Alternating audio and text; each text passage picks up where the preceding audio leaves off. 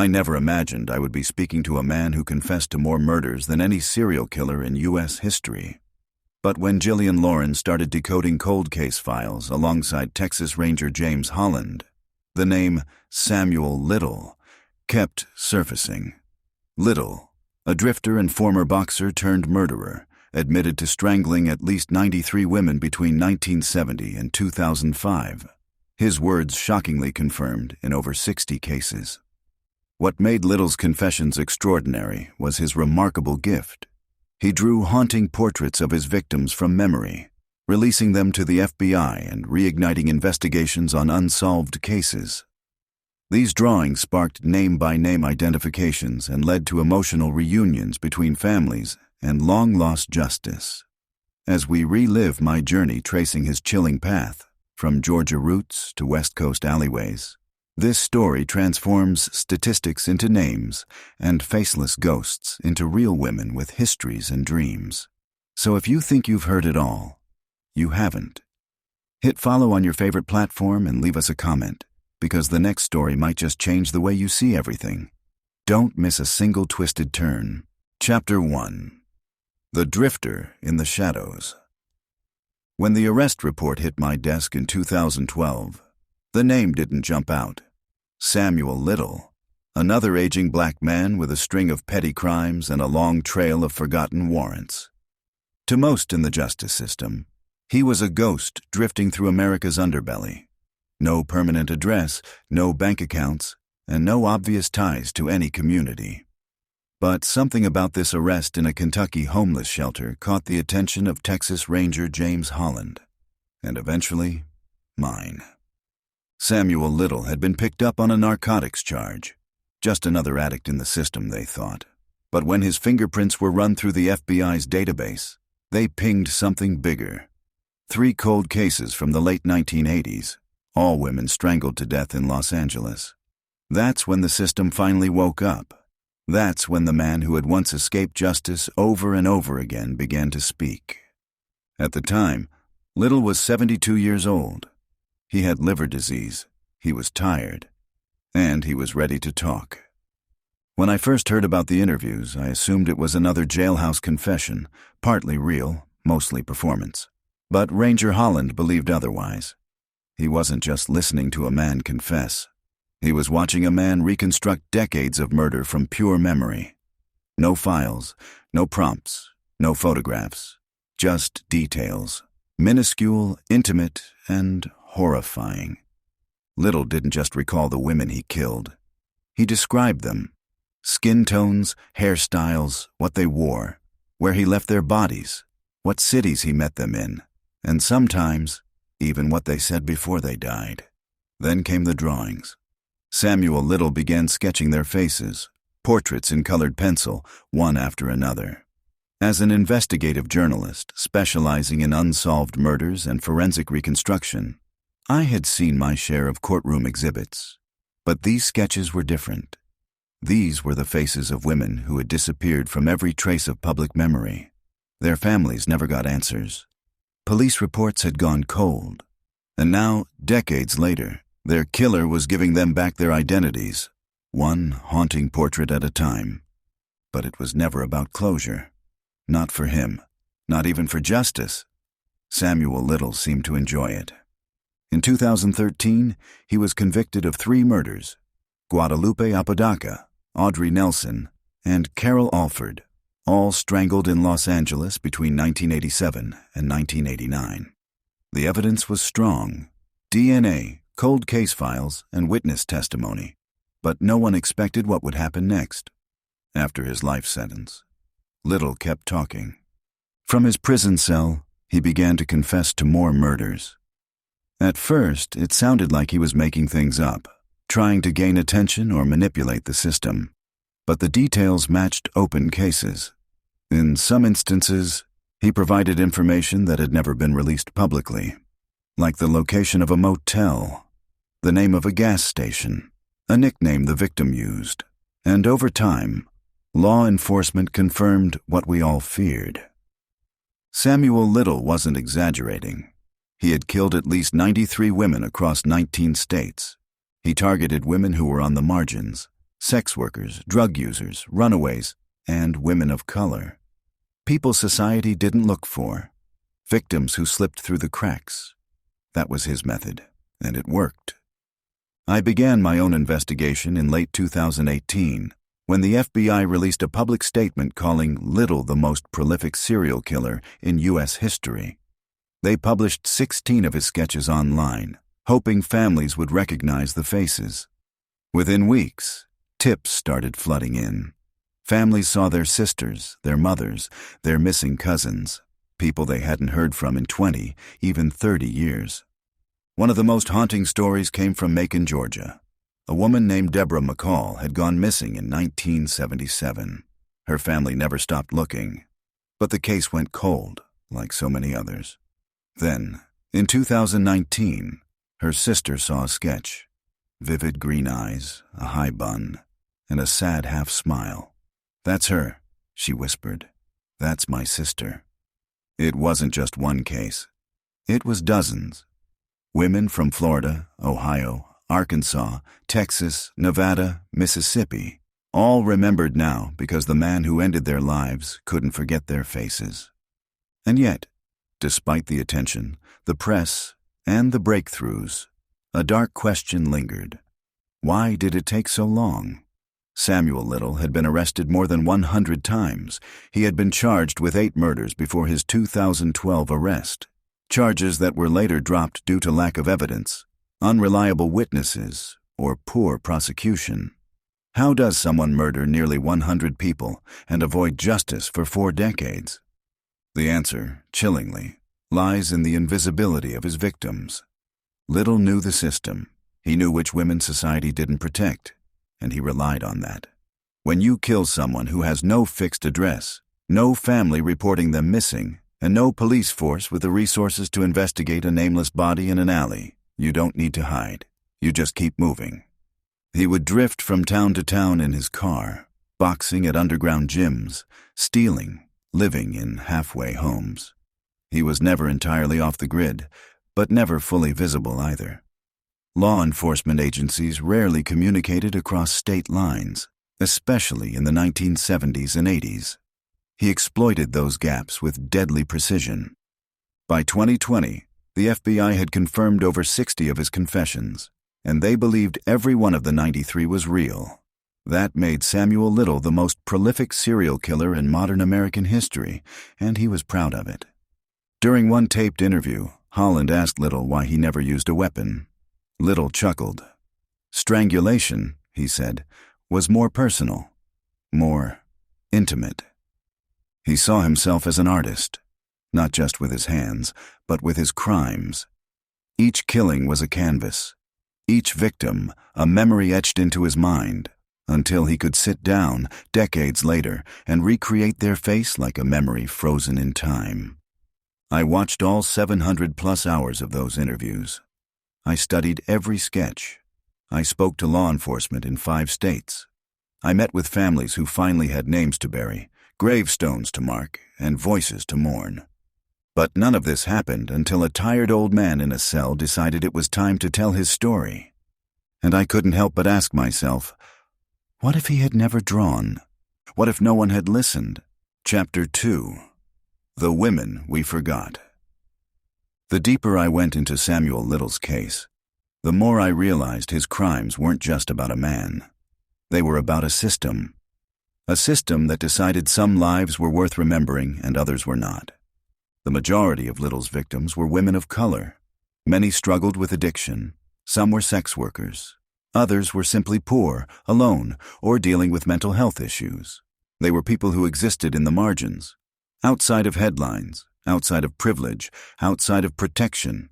In the eyes of their communities, they were real.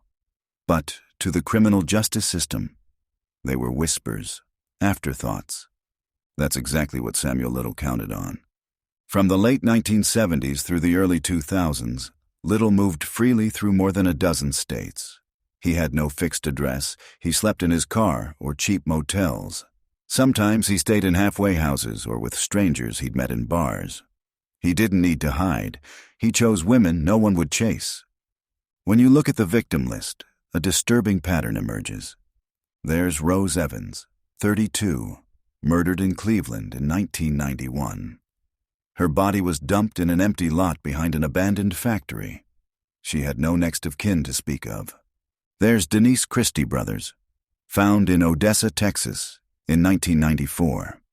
No one connected her death to Little until 2018. That's when Holland took him a photo. Little looked at it for 1 second and said, "That's her. I left her near some tall weeds by a car wash." He was right. Then there's Miriam Chapman, a soft-spoken woman from Tennessee. She was only 25 when she disappeared in the early 80s. Her family reported her missing. No one listened. Her case was never entered into a national database. It took 37 years and a prison drawing before anyone remembered her name. As I studied these stories, I felt something twist in my gut. These women had been discarded twice, once by their killer, and again by the silence that followed. And the only reason some of them were being identified now was because the man who killed them decided to cooperate. That truth still makes me sick. I visited families in Memphis, in Miami, in Los Angeles. Many of them were hesitant to talk at first. They'd spent decades carrying the weight of not knowing. Some had been told by police that their loved ones had probably just run off. Some had been warned not to expect results. For many of these families, there was no justice system, only grief. A woman named Lorraine Hightower invited me into her home in rural Arkansas. Her cousin, Nancy Stevens, vanished in 1982. She was last seen leaving a nightclub with a tall man in a blue car. Lorraine spent years trying to file a missing persons report, but no agency could confirm which jurisdiction the case belonged to. It stayed in limbo. Then, in 2019, Lorraine was scrolling online and saw one of Samuel Little's sketches. The face was unmistakable. "It was her smile," Lorraine whispered. "That's how I knew. He drew that same crooked smile." The FBI confirmed the match 6 months later. I asked Lorraine how it felt. She didn't answer right away.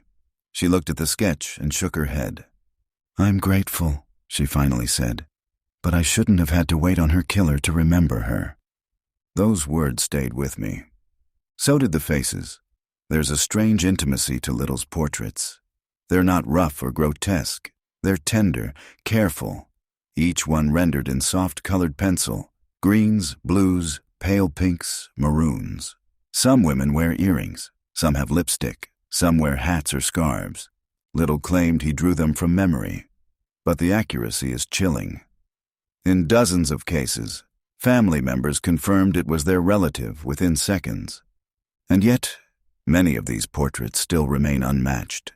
Dozens of faces with no names, no case files, no confirmed deaths. These women are still out there, in unmarked graves or cold case folders gathering dust. Their families might still believe they simply disappeared.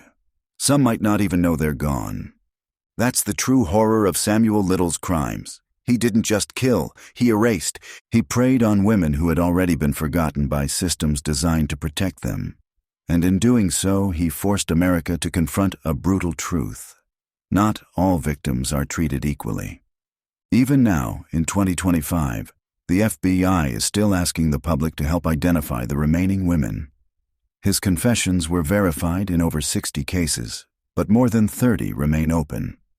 Not because Little recanted, but because there are no records to support his claims. No DNA, no missing persons report. Just a sketch and a memory. The irony is cruel. A man who murdered them is now their only witness. During a rare interview with Holland in 2019, Little explained why he was finally talking. "They're gone," he said. "Ain't nothing gonna change that, but maybe I can help them be found." Some call it remorse. I call it legacy. He wanted to be remembered. Not as a killer, but as someone who gave names back. And part of me still resents that. He stole their lives, but in the end, we needed him to restore their dignity. That should never have been the case. Justice shouldn't be built on the memories of a killer. It should be built on the belief that every victim matters, whether the world knew their name or not. As I reviewed more files and traveled to more cities, One question burned through every interview, every press briefing, every confirmation email. How many more Samuels are still out there, and how many more women have we forgotten? Chapter 3. Portraits in the Dark. The sketches weren't what I expected. When I finally saw the originals, laid out across a long conference table in Quantico, they didn't scream horror. They whispered. Each face stared out from a sheet of paper with soft expression, distant eyes, and unnerving peace. They were not caricatures. They were intimate, detailed, personal.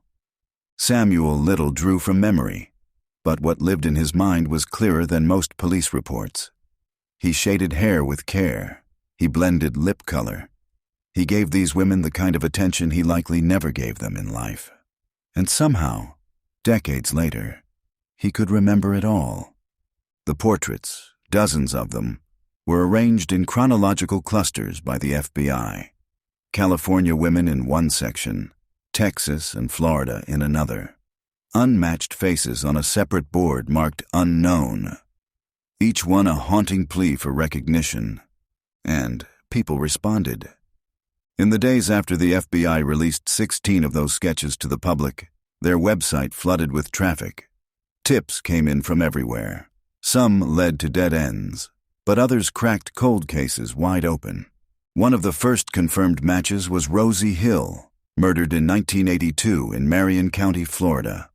Her family had given up hope decades ago, but a neighbor saw the sketch online and made the call.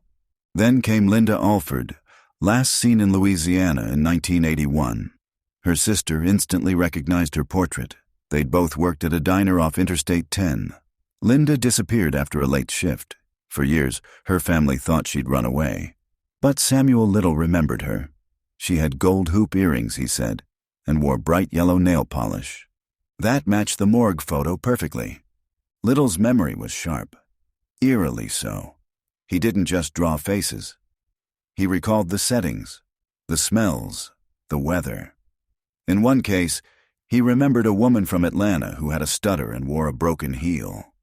In another, he described a Mississippi woman's tattoo, something never released publicly. I asked Ranger James Holland how it was possible. How could a man who lived on the run for decades hold such vivid, precise images of women he'd only known for minutes? Because it was the only part of his life that gave him control, Holland told me. He remembered the way most people remember love. That stayed with me. What disturbed me most wasn't just how many women Little had killed. It was how deeply he remembered them. His brain became a vault of lost lives. He was their only historian. And in a grotesque twist, he used art to resurrect them. The portraits traveled beyond law enforcement. Non-profits began printing them. Victim advocacy groups circulated them on social media. Some were featured in newspapers. Others appeared in memorial exhibits across the country. One of the most striking came from Los Angeles. At a community center in South Central, organizers hung a wall-sized mural composed of 16 portraits drawn by Little. Below each face was a blank space with a single word in white. Name. Locals stopped to look. Some wept. Some pointed. Within 3 weeks, 2 of the women were identified, and yet many remain unnamed. I remember sitting in the FBI's Victim Services Division, flipping through a binder of sketches marked unmatched. One woman wore a soft pink tank top. Her eyes tilted upward, hopeful. Another had a scar on her right cheek and a long braid. There was no data, no police report, no missing person filed. Just a portrait and the year Little claimed he killed her. Years when America was building highways and prisons, but not databases for missing women. We talk often about closure in true crime, but the reality is, there is no closure for the unknown. How do you grieve someone you can't name? How do you file a lawsuit, request a death certificate, hold a funeral, when the only evidence of their existence is a sketch drawn by their killer? This chapter of Little's story is not about justice. It's about memory, about the emotional labor of recognition. It's about families whose only link to the truth is a drawing released decades too late. I interviewed one of the forensic artists who reviewed Little's sketches for consistency. She told me something I'll never forget. These drawings weren't about accuracy, she said. They were about ownership. He killed them, but in some twisted way, he wanted them to live through him. She was right. There is a darkness in that kind of memory, a violence not just of the body, but of legacy. Samuel Little built his own archive. He cataloged the women he killed. He kept them alive, if only in pencil and pigment. And America had no choice but to look. In 2020, Little died in a California prison hospital. The cause was heart failure, compounded by diabetes and other chronic illnesses. He was 80 years old. When the news broke, some breathed relief, others felt robbed. There were still dozens of cases left unsolved, still names unknown. His death meant no more confessions, no more sketches, no more answers. But the images remained, hung in small-town precincts and big-city crime labs, scanned into databases, reprinted on flyers, shared in online forums by strangers who swore they saw something familiar in the eyes of a woman who once walked the same streets they did. The FBI continues to update its gallery. As of now, 31 of Little's victims remain unidentified. And somewhere, in a box, in a drawer, or in the memory of a relative who never stopped wondering, the final match may still exist. Chapter 4. The Ranger and the Killer. It started with a phone call. Texas Ranger. James Holland was known within law enforcement circles as a closer, someone you called when cases stalled or suspects stopped talking. He had a calm voice, sharp instincts, and a reputation for making even the hardest criminals confess. But nothing in his 20-plus-year career prepared him for Samuel Little. The Los Angeles Police Department had already secured Little's conviction for 3 murders in 2014. But when his name surfaced in cold cases across the country, the FBI needed someone who could get inside his mind. Holland, who had worked with the Violent Criminal Apprehension Program, VICAP, was asked to take a shot. So in the spring of 2018, Holland walked into a California state prison with a stack of files and a singular goal: get Samuel Little to talk. What followed was not a single interview, but a series of dozens of interrogations over the course of more than 700 hours. They didn't happen in a sterile room with a two-way mirror. Instead, they sat across from each other in a plain prison meeting area. No restraints, no shouting, just conversation. And Holland knew the key wasn't pressure, it was patience. He asked about boxing, about traveling, about cars. He learned the rhythm of Little's speech, the quirks in his memory, the things that made him laugh. And slowly, the walls came down. Samuel Little began to confess, not just to 1 or 2 murders, but dozens. At first, Holland didn't believe him. Some of the dates didn't line up. Some victims weren't in any database. But then Little started naming details no one else could know. He described a Miami woman's chipped tooth, a Cleveland woman's red scarf with gold trim. He remembered where the bodies were left, what roads he drove, and what music was playing on the radio. And he wasn't guessing, he was recalling. Holland's job now shifted from interrogation to verification. Every confession had to be matched against police records, autopsy reports, and missing persons files across multiple states. It became a national effort. Dozens of law enforcement agencies reopened files that had been cold for decades. The confessions were horrifying, but they were also gifts. For every match, there was a family waiting, a mother who never stopped hoping, a daughter who still asked questions, a brother who needed to know the truth. And Holland delivered that truth, one name at a time. I had the chance to interview Ranger Holland in late 2020, just months before Samuel Little died. He sat in a small office in Austin, surrounded by binders and maps dotted with pins. I asked him what it felt like to carry the stories of so many dead women and to sit across from the man who took their lives. He didn't answer right away. "You have to understand something," he said finally. "I didn't see a monster. I saw a man who had done monstrous things, and if I wanted to find the truth, I had to keep him talking." That was the method. Not anger, not confrontation, just connection. Little liked Holland. He trusted him. He called him Jimmy and often greeted him with a smile. Their dynamic was strange, almost surreal. One was a seasoned lawman, the other a serial killer. Yet in those rooms, they were equals in conversation. Holland gave him space to speak, and Little gave him names. The relationship was transactional, yes, but it was also deeply human, and that's what made it effective.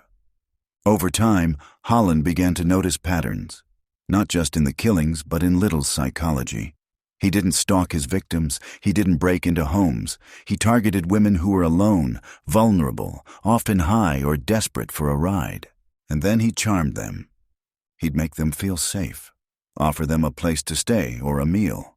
Then, once isolated, he'd strangle them, always with his hands. No weapons, no knives, no blood, just control. He dumped the bodies in remote locations, alleys, fields, behind buildings. Many weren't discovered for days. Some were never recovered at all. He knew what he was doing. He wasn't insane, Holland told me. He was intentional. Little also had an uncanny ability to remember cities and streets. He couldn't read or write very well, but his memory was almost photographic when it came to places. He could draw a map from Los Angeles to Macon, Georgia, with pit stops, street names, and turn-by-turn recollections. At one point, Holland pulled out a photo of a young black woman found dead in Louisiana in 1982. There were no fingerprints, no ID, just a body and a mystery. He slid the photo across the table. Little stared at it for a moment and said, "That was in the fall." She liked to sing. That one detail, her love of singing, matched a long-forgotten police report from a neighbor who said she often heard the victim singing on her porch before she vanished. Holland looked at me during our interview and said, "That's when I knew. This wasn't guesswork. This was a human filing cabinet." Thanks to Holland's work, over 60 victims have been identified and their families notified. Dozens of cases have been closed. Some jurisdictions are now considering posthumous charges just to give legal names to what were previously unidentified Jane Does. But Holland also carries the weight of the unknown. 33 confessions remain unmatched, and Samuel Little is no longer alive to offer more details. I asked Holland if he ever felt manipulated, if Little played him in some way. He nodded slowly. I think he liked the attention. I think he liked being the center of the storm, but that doesn't matter now. What matters is that we have names, families have answers. Women who were erased from history are being remembered. And then he said something that hit me like a stone. You don't measure justice in years or convictions, you measure it in closure.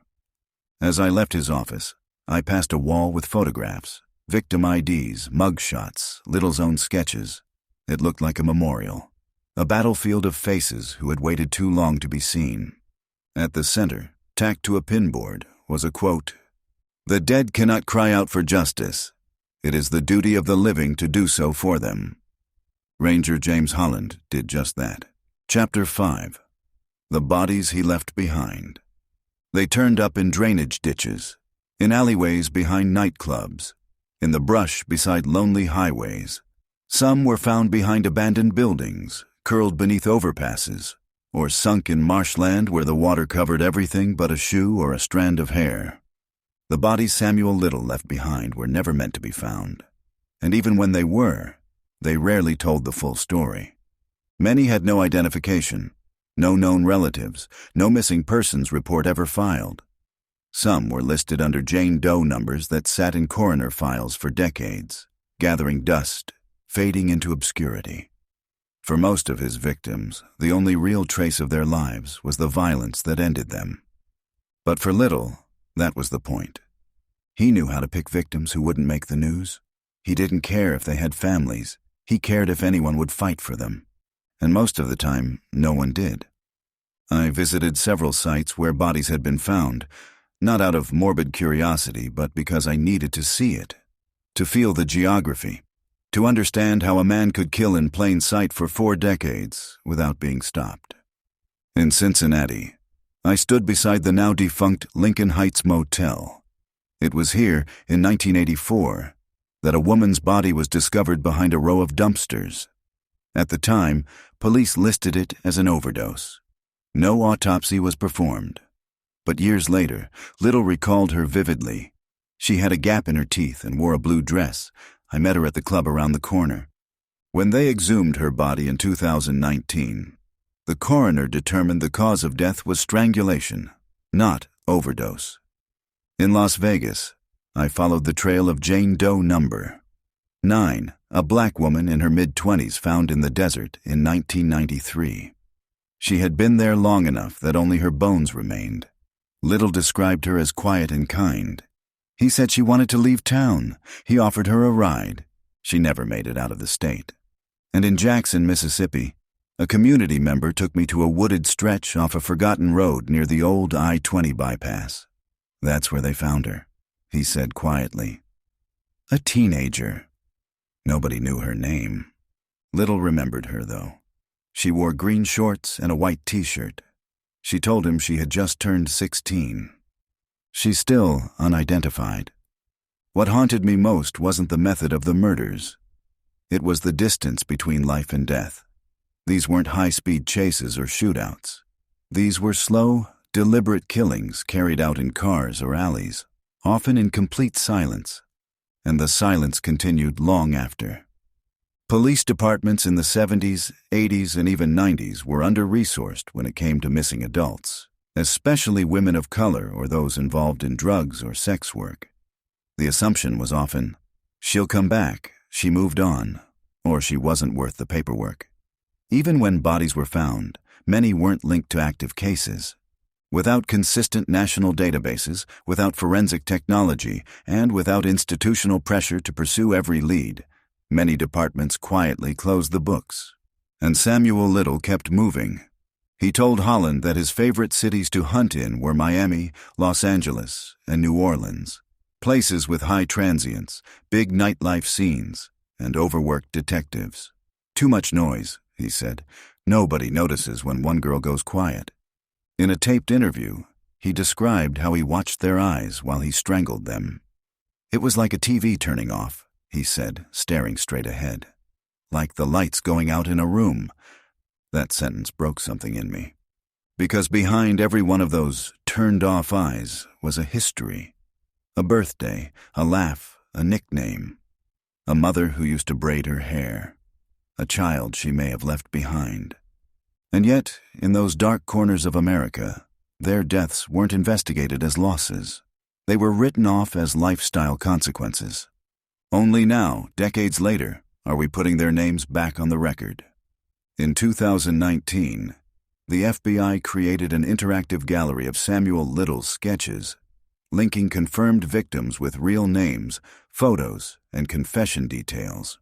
But many are still listed with empty fields under identity.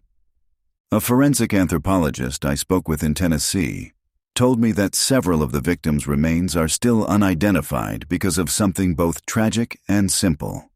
Nobody ever reported them missing. There's no DNA to compare them to. This isn't just about forensic science. It's about societal worth, about whose life gets remembered and whose body is filed away. Little's victims were mostly black women. Many were poor. Some were addicts. But all were human, and all were loved, at least by someone, somewhere. I met Alma Jenkins in Memphis. Her sister, Patricia, went missing in 1981. Alma searched for years, wrote letters to police, put up posters. But the case went nowhere. The city was overwhelmed with crime, and Patricia's past arrests made her an unreliable victim, as one detective put it. Then, in 2018, Alma saw one of Samuel Little's sketches. She had this birthmark, Alma said, right here under her left eye, and he got it exactly right. She broke down crying in front of me, not just because she'd found her sister, but because it took a murderer's drawing to do what the system never could. I don't forgive him, Alma said, but I won't let her be forgotten. That's what this chapter is about. Not the killer, but the women who died in silence. The bodies he left behind were more than evidence. They were lives. And now, years later, we are finally listening to the echoes they left behind. Chapter 6. Confessions in color. He never asked for a camera, never requested a pen for writing. What Samuel Little asked for, again and again, were colored pencils, soft ones, and paper, white, unlined, the kind that let the face come through clean. The guards didn't understand it at first.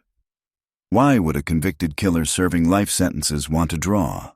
But those who knew the case realized this wasn't just art.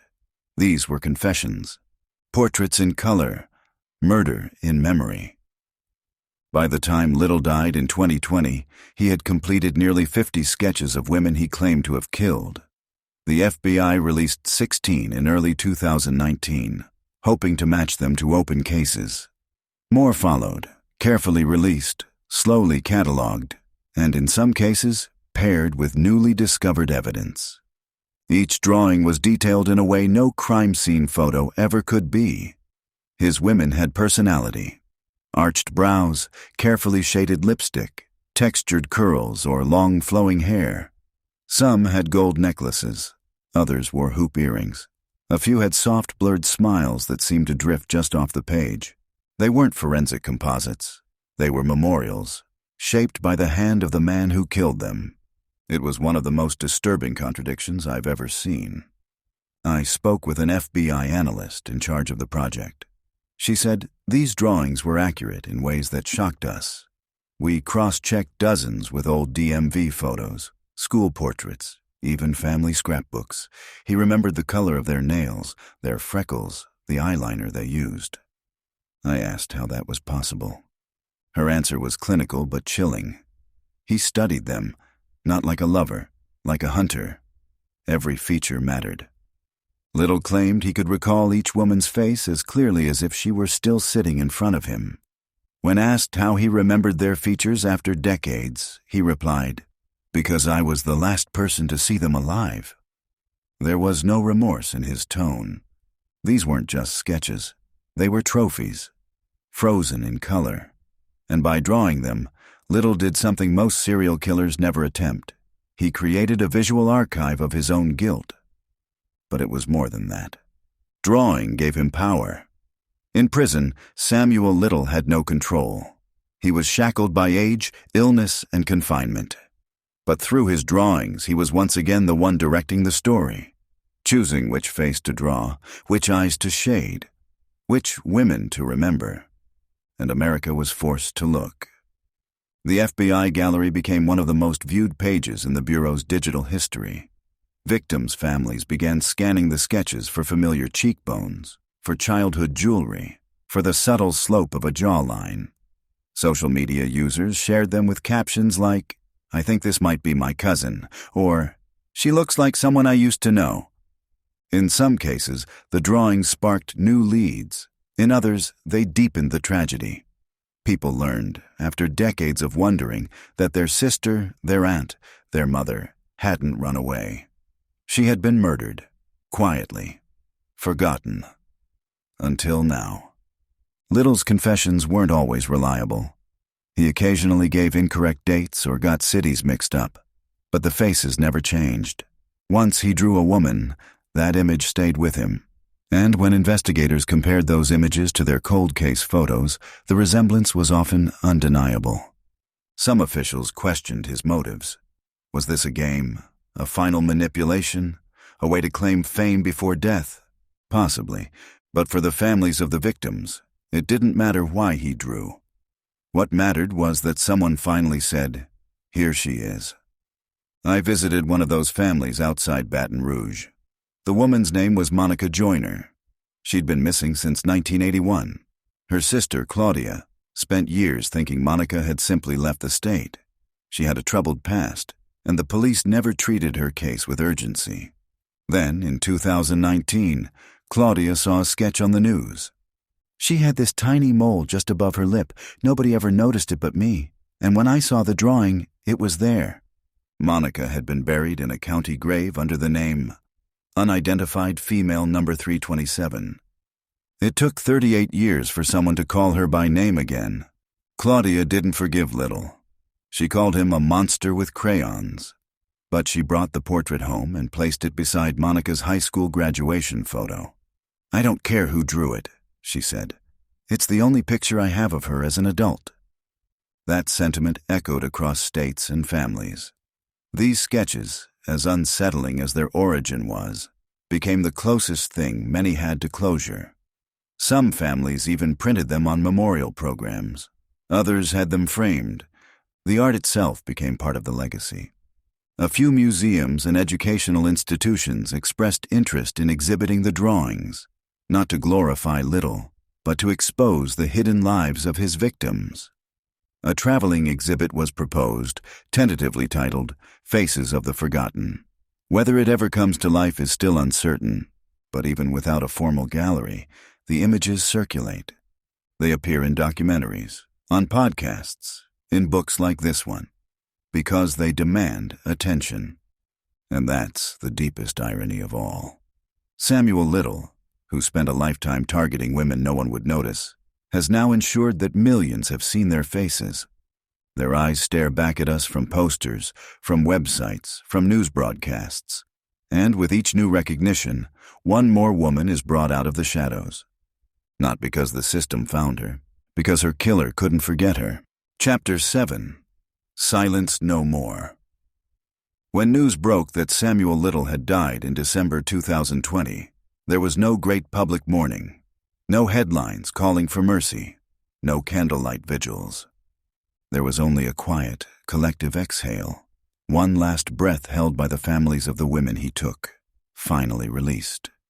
But with that breath came something else, a question, a reckoning, a shift.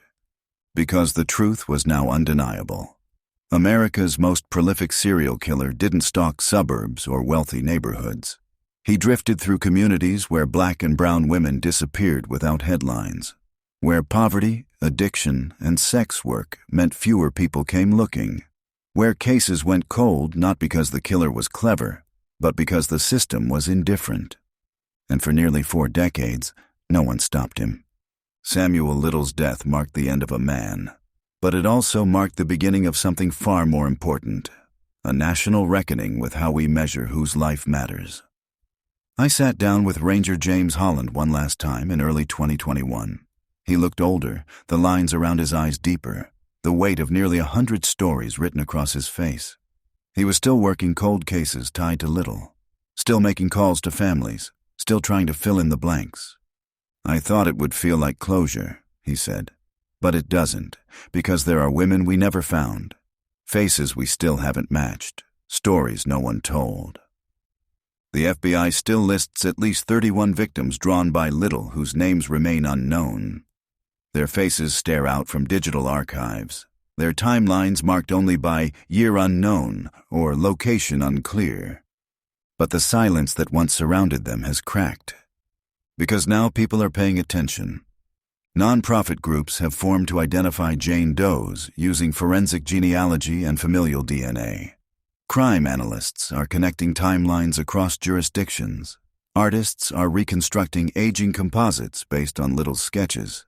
And families, those who never stopped asking, are finding each other, sharing notes, filling in holes the system left open for decades. And those who once whispered now speak loudly. In Los Angeles, a mural was unveiled in 2023, a towering street portrait made from pieces of 50 of Little's victims' sketches, blended into a single, unified image. It reads in bold, red serif font across the center, "We were here." The message is clear. These women are not statistics. They are not forgotten. They lived, they mattered, they were loved. And now, they are remembered. I think often about the first sketch I ever saw.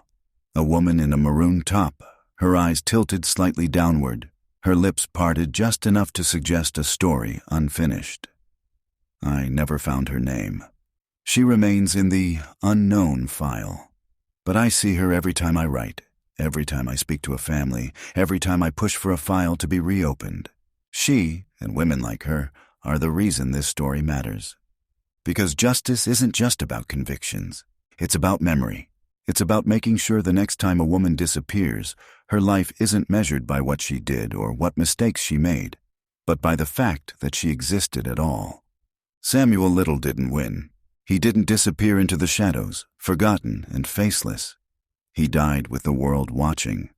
And now, the women he tried to erase, one by one, are rising back into the light.